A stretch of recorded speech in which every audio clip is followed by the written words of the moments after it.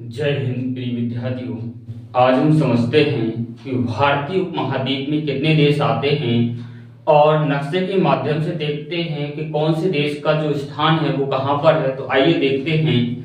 भारतीय उपमहाद्वीप में जो देशों की संख्या है वह 7 है। भारतीय उपमहाद्वीप में जो देशों की संख्या है वह कितनी है? 7 है।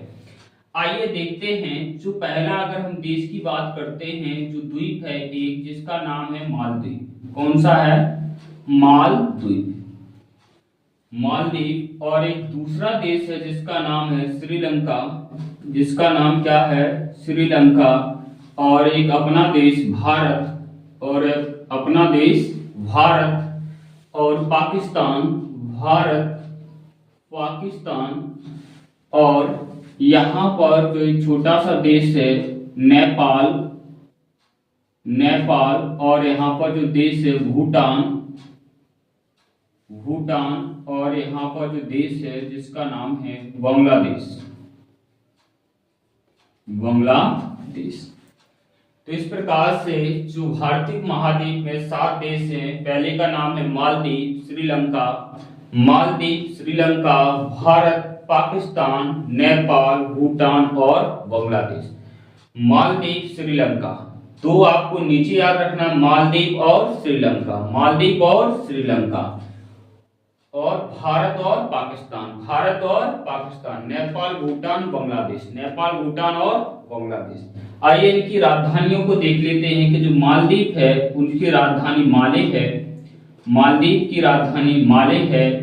और श्रीलंका की जो राजधानी है श्री जयवर्धने। जयवर्धनेपुरा कोटे। जयवर्धनेपुरे पुरा कोटे। और भारत की राजधानी नई दिल्ली है। भारत की राजधानी नई दिल्ली। और पाकिस्तान की राजधानी इस्लामाबाद। इस्लामाबाद। और नेपाल की जो राजधानी है वो है काठमांडू। काठमांडू। भूटान की जो राजधानी है वो है थिम्पू। भूटान की राजधानी है थिम्पू। और बांग्लादेश की राजधानी है ढाका। बांग्लादेश की राजधानी क्या है? ढाका।